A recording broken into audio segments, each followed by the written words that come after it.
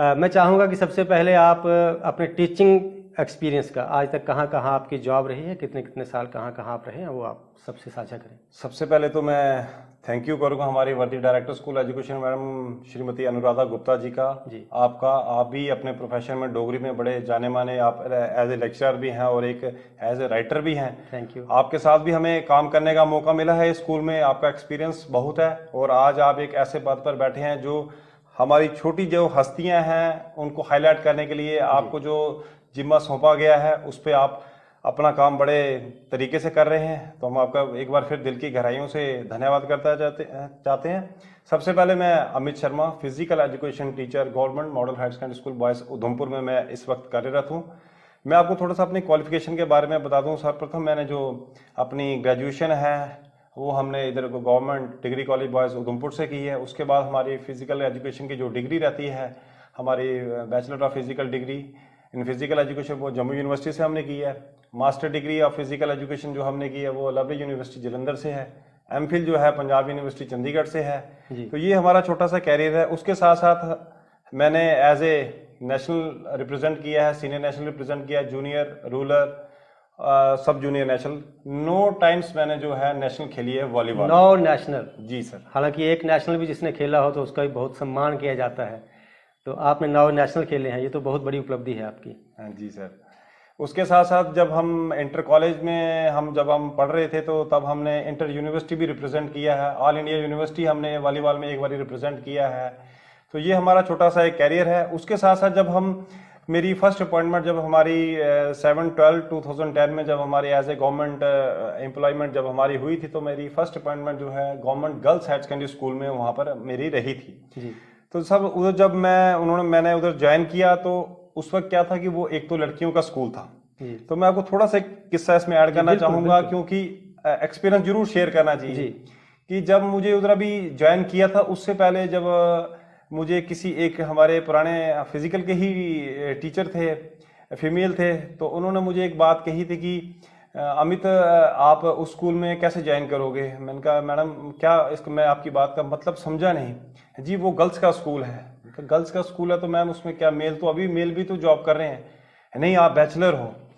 तो मैंने कहा मैडम बैचलर हो गए तो इसमें क्या बैचलर जॉब नहीं कर सकता है। जब हमने उसमें ज्वाइन किया तो मैंने कहा मैडम मैं कोई कारण रहा होगा, उन्होंने मुझे बोला होगा, मगर मैंने फिर भी उधर मेरी ज्वाइनिंग हुई और मैंने 3.5 साल का वहाँ पर अपना टेन्योर काटा। 3.5 साल में सर मैंने अपने प्रोफेशन को देखते हुए मैंने कहा कि गांव रूरल से यहाँ पर हमारी बड़ी बच्चियाँ आती हैं और वो जो फिजिकली बड़ी स्ट्रांग रहती हैं, मेंटली भी वो बड़ी स्ट्रांग रहती है एज कम्पेयर टू अर्बन के बच्चों के साथ। तो वहाँ से मैंने 6 बच्चे जो हैं, 3 कबड्डी में, 2 वॉलीबॉल में, 1 नेशनल इसमें बैडमिंटन में और 1 टेबल टेनिस में, हमने उधर से 6 बच्चे जो हमने रिप्रेजेंट कराए थे नेशनल लेवल पे डिफरेंट गेम में। जबकि मेरा प्रोफेशन था जो वॉलीबॉल ही था, बट उसमें ऐसे टैलेंटेड बच्चे हमें मिले। जरीना बेगम एक लड़की करके होती थी, ये दरसू हमारा बड़ा दूर गांव देहात का इलाका है। उस लड़की ने कबड्डी में जब नेशनल रिप्रेजेंट किया था और वहाँ पर वो ऑल इंडिया इंटर स्टेट के लिए भी वो सेलेक्ट हुई थी। बट कोई कारण रहा होगा, आप जानते हैं कि हमारे रूरल के जो पेरेंट्स रहते हैं वो इतना अलाउ नहीं करते हैं। बेसिकली वो माइनॉरिटी कम्युनिटी से बिलोंग करती थी, इसलिए फिर भी वो उनके पेरेंट्स ने उनको अलाउ किया और वो कबड्डी में नेशनल खेल के आई थी। तो मैंने आपको बताया कि 7 बच्चे हमने गर्ल्स से दिए थे। उसके बाद मेरी जब ट्रांसफर होती है government model higher secondary school boys Udhampur, यहाँ से सर हमने 16 बच्चे जो हैं हमारे नेशनल डिफरेंट एक्टिविटीज में गए हैं। सबसे पहले मैं बता दूं, लेटेस्ट आपको बता दूं कि 2 बच्चे हमारे योगा के हैं। आपकी डायरेक्टर स्कूल एजुकेशन की साइट में आप देखेंगे कि इस बार जो इंटरनेशनल योगा डे था उसमें भी उस बच्चे ने परफॉर्म किया है। उसका कंपैरिजन मैं करना तो नहीं चाहूंगा, कर भी दूंगा, क्योंकि वो बाबा रामदेव को पूरा कंपीट करता है। वो लड़का वो अभिषेक शर्मा है, क्लास 12वीं में वो अभी पास भी हुआ है। और उसके आप आसन सर आप देखेंगे तो काबिल तारीफ है, कौन सा आसन वो नहीं करता है। उसके साथ एक अरुण कुमार है, वो भी योगा में गया है नेशनल। उसके साथ साथ हमारे 4 बच्चे वॉलीबॉल में गए हैं, 3 कबड्डी में गए हैं, 2 खो खो में गए हैं और 2 हमारे क्रिकेट में। कुल मिलाकर लगभग सर हमारे 16 के करीब बच्चे जो है राष्ट्रीय स्तर पर जिन्होंने जम्मू एंड कश्मीर टीम को रिप्रेजेंट किया है। तो यानी 16 यहाँ से और इसके पहले स्कूल से आपने 9 बच्चे, तो 9 16 25। जी सर। अपने करियर में। जी सर। हालांकि योगदान तो ऐसे पूरे स्टाफ का रहता ही है बिल्कुल उसमें, सर, बिल्कुल। लेकिन फिर भी उसका क्रेडिट आपको मिलना ही चाहिए। नहीं, चलो अब मिलना भी चाहिए, क्योंकि being a physical education teacher, जब हमारा कैरियर एक नेशनल में अच्छा रहा है तो आज उसी की हमें देन है कि हमें सरकारी जॉब भी मिली है, उसी के पीछे मिली है। हाँ, इस पे भी बात करना चाहूँगा मैं। तो सबसे पहले तो मैं उस पे हम बात करेंगे आगे। अभी आपने नेशनल 9 खुद खेले हैं। जी सर।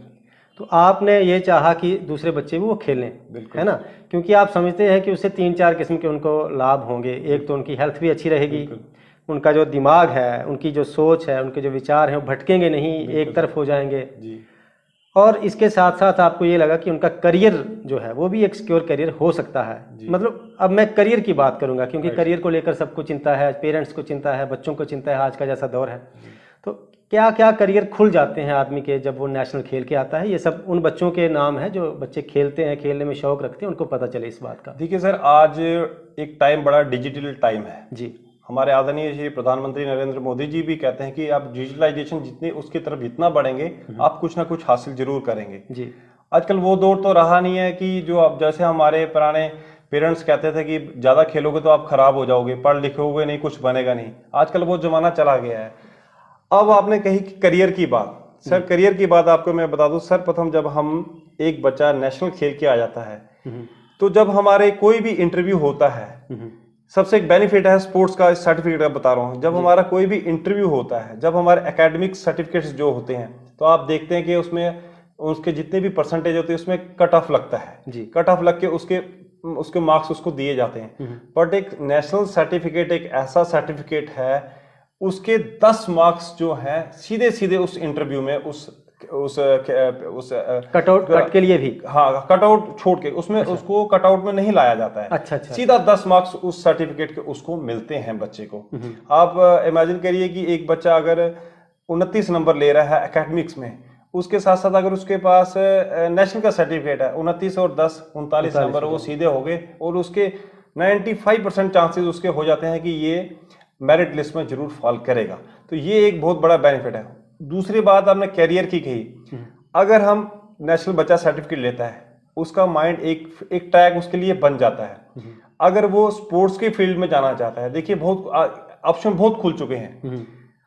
अगर वो स्पोर्ट्स की फील्ड में जाना चाहता है, सबसे पहले वो एक बीपीएड की डिग्री करता है, बैचलर ऑफ फिजिकल एजुकेशन की डिग्री करता है। डिग्री करने के बाद उसके पास मास्टर डिग्री का ऑप्शन भी है। मास्टर डिग्री के बाद उसका मास्टरी ऑफ एमफिल में भी उसका ऑप्शन है। उसके साथ साथ पीएचडी में भी जाता है। उसके साथ साथ आजकल स्पोर्ट्स साइंस इतनी वाइड हो चुकी है कि वो पर्टिकुलर किसी एक सब्जेक्ट पे उस पे भी ये पीएचडी भी कर सकता है और मास्टरी भी कर सकता है। फॉर एग्जांपल मैं जैसे आप देखते हैं कि हमारी क्रिकेट की टीम होगी, फुटबॉल की टीम होगी, हैंडबॉल की टीम होगी, वॉलीबॉल की टीम, आजकल इंटरनेशनल स्टैंडर्ड में उनके साथ एक फिजियोथेरेपिस्ट भी होता है, एक स्पोर्ट्स मेडिसिन का एक उनके साथ डॉक्टर भी होता है।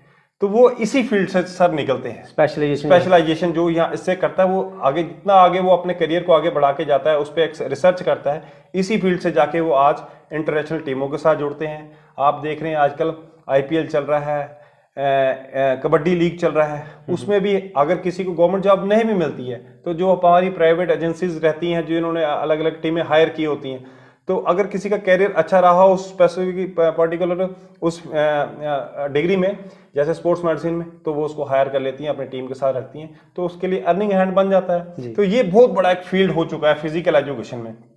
तो मैं चाहता हूं कि जितने भी ये करें इसको अच्छी तरह करें और एक अपना अच्छा प्रोफेशन बनाएं, इसमें कामयाबी मिलती ही मिलती है। इस बात पे चलिए, ये तो इंटरव्यू का एक हिस्सा हमने बीच में बात की।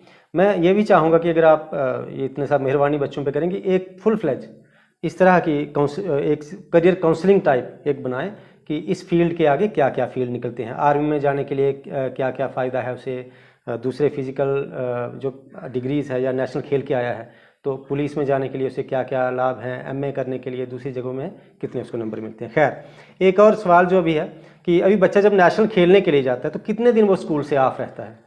सर अगर हम बड़ी भी कम बात करें तो कम से कम बच्चे का 1 महीना जो है इसमें कंज्यूम होता ही होता है। 1 महीना। अब मैं उसकी स्टार्ट आपको बताऊं, जैसे हमें एक सबसे पहले लेटर आती है, आपका इंटर स्कूल कंपटीशन होगा, हम उसको इंटर स्कूल कंपटीशन के लिए बच्चे को स्कूल के प्रिंसिपल से रिकमेंड करवा के भेजते हैं। बच्चा जब इंटर स्कूल खेलता है तो सर उसके बाद इंटर जोन के लिए सिलेक्ट होता है। हमारी एक जोन की टीम बनती है, जोन की टीम बन के वो इंटर जोन खेलती है, इंटर जोन से जो वहाँ से बच्चे सेलेक्ट होते हैं वो इंटर जोन इंटर डिस्ट्रिक्ट बन जाता है, तो इंटर डिस्ट्रिक्ट के लिए वो सिलेक्ट होते हैं। जब इंटर डिस्ट्रिक्ट के लिए सिलेक्ट होते हैं तो फिर हमारा क्या होता है कि इंटर डिवीज़न होता है, कश्मीर डिवीज़न भी आता है और जम्मू डिवीज़न के बच्चे भी होते हैं। आपस में जब उनके मैच होते हैं इंटर डिवीज़न के बाद वो एक स्टेट की टीम बनती है। स्टेट की टीम बनती है तो अगर नेशनल समझ लो आप किसी एक डेट को फिक्स है, कम से कम भी 15 दिन का उसका हमारा जो directorate of youth services and sports है वो उसका 15 दिन का एक ट्रेनिंग कैंप लगाता है। उसमें स्पेशलाइज्ड जो गेम के कोच रहते हैं, 2 से 3 कोच रहते हैं, वो उनको उन 15 दिनों के अंदर ट्रेन करते हैं और उसके बाद वो टीम जो है नेशनल के लिए आगे जाती है। आगे जो वेन्यू में होता है वो 5 से 7 दिन का उनका वेन्यू रहता है कंपटीशन का।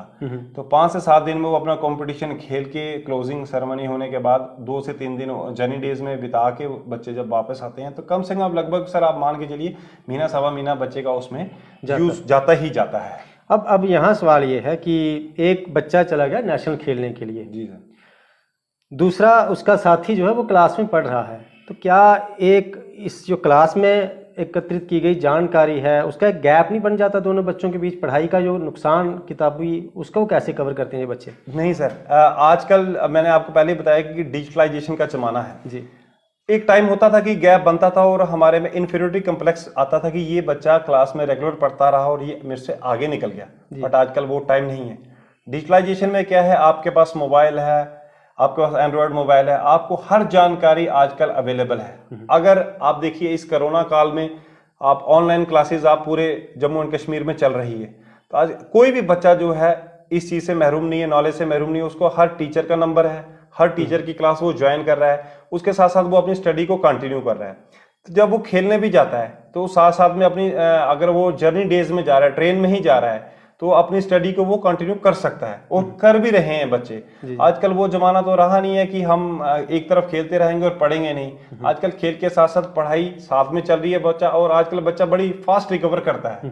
तो साथ में जब स्टडी चलती है, खेल भी चलता है, उसकी हेल्थ भी रहती है, उसकी वेल्थ भी रहती है, तो उसकी एकेडमिक्स भी बड़ी इंप्रूव होती है। आजकल वो टाइम तो रहा है नहीं सर। हाँ बिल्कुल, और एक ये भी बात देखने में आती है कि जो गेम में बच्चे आगे हैं, स्पोर्ट्स में आगे हैं, वो पढ़ने में भी आगे ही रहते हैं, हर एक चीज़ में आगे रहते बिल्कुल वो आगे रहते ही रहते हैं। ये इसको हम थोड़ा सा कर सकते हैं कि थोड़े से 2-4% नंबर वो एक अच्छे स्टूडेंट से कम ले सकता है, मगर उसका लेवल का वो रहता ही रहता है। उसके लेवल का खिलाड़ी एक जो है वो उसके लेवल का रहता है। मगर अगर हम कंपैरिजन करें एक एकेडमिक्स के और एक स्पोर्ट्समैन की, तो स्पोर्ट्समैन का जो ओवरऑल मोरल है कंपेयर टू एकेडमिक्स बड़ा हाई रहता है, चाहे उसमें स्टडी में थोड़ा कम रहे, मगर ओवरऑल जो उसका मोरल बड़ा हाई रहता है। मतलब उसके जीवन जीने के तरीके ज्यादा अच्छे रहते हैं सर। उसको हर एक चीज का पता होता है, उसको अपनी हेल्थ का भी पता है, उसको अपनी वेल्थ का भी पता है, उसको अपने एकेडमिक्स का भी पता है, उसको अपने स्पोर्ट्स करियर का भी पता है। तो वो एक डिफरेंट एंगल से वो अपने आप को चलाता है। सोच भी सकारात्मक रहती है, सोच भी उसकी बड़ी ब्रॉड रहती है, उसका सोचने का, बोलने का सब तरीका ही उसका डिफरेंट रहता है। तो अभी जो बच्चे आपसे खेल कर गए हैं वो आपके लिंक में हैं, उनके करियर क्या हुए कुछ बिल्कुल सर, मेरे लिंक में वो बच्चे हैं जिसमें से हमारे 4 बच्चे जो हैं वो आर्मी में जॉब भी कर रहे हैं। तो अभी बाकी कुछ बच्चे जो हैं, एक वो मैंने आपको लड़की बताई वो पुलिस में वो सिलेक्ट भी हो गई है। तो मुझे जहाँ तक सर अभी कंफर्म तो मुझे उस लड़की का नहीं था, कि मुझे कंफर्म हुआ था कि वो किसी कारणवश उसकी डेथ भी हो गई थी, कोई ड्यूरिंग सर्विस ही कुछ हुई थी, बट अभी मुझे कंफर्म नहीं है उस लड़की का। हाँ, लेकिन ओवरऑल ये है कि उनको बहुत लाभ हुए, लाभ हुए। और लाभ हम अब जैसे कोई आर्मी की रिक्रूटमेंट आती है सर, आप देखते हो कि आजकल स्पोर्ट्स कोटा कंपलसरी होता है, तो आप उसका नेशनल का सर्टिफिकेट होगा, उधर भी उसको भर्ती में उसको बेनिफिट मिलेगा। फिजिकली तो वो स्ट्रांग होता ही होता है। फिजिकल जितनी भी एक्टिविटीज आर्मी की रहती है ड्यूरिंग उसकी भर्ती के टाइम, तो वो उसको क्वालिफाई फिजिकल टेस्ट में वो करता ही करता है। यूनिवर्सिटी में चले जाओ, अगर उसमें एमए की सीट लेनी है, एमए में भी उसको उसके नंबर कट ऑफ में मिलते हैं और वो स्पोर्ट्स कोटे में उसके तहत वो आ भी जाता है। आप वॉलीबॉल के प्लेयर रहे हैं? जी सर, मैंने आपको देखा है वॉलीबॉल खेलते हुए। Thank you. तो लंबे कद का भी क्या लाभ होता है वॉलीबॉल खेलने के लिए? वॉलीबॉल में तो ये क्राइटेरिया है कि 6 फीट से नीचे आजकल अलाउ ही नहीं करते हैं, क्योंकि लंबा होना ही वॉलीबॉल के गेम बनी उन्हीं के लिए है। ऐसी बात नहीं है कि छोटे भी खेलते हैं, मगर आजकल इंटरनेशनल स्टैंडर्ड इतना हाई हो गया है, एक पैरामीटर उन्होंने फिक्स कर दिया है कि बिलो 6 फीट किसी को भी आप अलाउ ना करें। नहीं करें। क्योंकि आज इंटरनेशनल स्टैंडर्ड में बड़ी पावर की गेम हो चुकी है। अब लंबे लंबे जब खिलाड़ी आगे आते हैं, एक छोटा 5.5 फीट का खिलाड़ी, चाहे उसका जंप जितना मर्जी है, एक जब बॉल मारता है तो आगे उसके बाद 6 फीट का एक खिलाड़ी, और उसके 3 फीट हाथ ऊपर चले जाते हैं, 9 फीट उसको जब ब्लॉक पड़ेगा तो उसका बॉल कहाँ से अटैक होगा। तो इसलिए एक डिसएडवांटेज छोटे हेड के लिए रहती है, बट जो पैरामीटर फिक्स है वो अबव 6 फीट आजकल वॉलीबॉल में हो चुका है। और हर एक चीज की फ्रिक्शन बढ़ती जा रही है, बढ़ती ही जा चाहे रही वो है। क्रिकेट है, वो 2020 हो गया जी सर जी। तो वॉलीबॉल भी जैसे पहले था आजकल वैसे आजकल वैसा नहीं है, बड़ा एडवांस हो गया है एडवांस हो वॉलीबॉल गया में। है। तो बहुत शुक्रिया आपका, आपसे ये बातचीत हुई, और इस बातचीत का दौर एक अगला हम रखेंगे करियर काउंसलिंग को लेकर, कि स्पोर्ट्स को लेकर, गेम्स को लेकर क्या बच्चों के आगे करियर बन सकते हैं, और फिजिकल हेल्थ भी उनकी कैसे ठीक रह सकती है। मैं उम्मीद करूंगा उसमें भी आपका योगदान रहेगा। बहुत बहुत धन्यवाद सर, एक बार फिर हम आपका और पूरी डायरेक्टर स्कूल एजुकेशन की जितनी एंटायर टीम है, आपकी पूरी टीम है, दिल की गहराइयों से आपका बहुत बहुत धन्यवाद करते हैं, जो आपने हम जैसे एक छोटे से स्पोर्ट्समैन को भी अपने डायरेक्टर स्कूल एजुकेशन के पेज में लाया है। तो हम पूरे तन मन धन से हम ये कोशिश करते हैं कि एक इस सरकारी स्कूल में एक गरीब का बच्चा, अमीर का बच्चा भी आता है, और हर उस बच्चे को फायदा हो, हर वो बच्चा आगे बढ़े, खेले कूदे, स्ट्रांग रहे, हेल्थी रहे, मेंटली फिट रहे, और आने वाले टाइम में स्कूल का अपने पेरेंट्स का नाम जो है रोशन करे। जी बहुत बहुत धन्यवाद सर। बहुत शुक्रिया।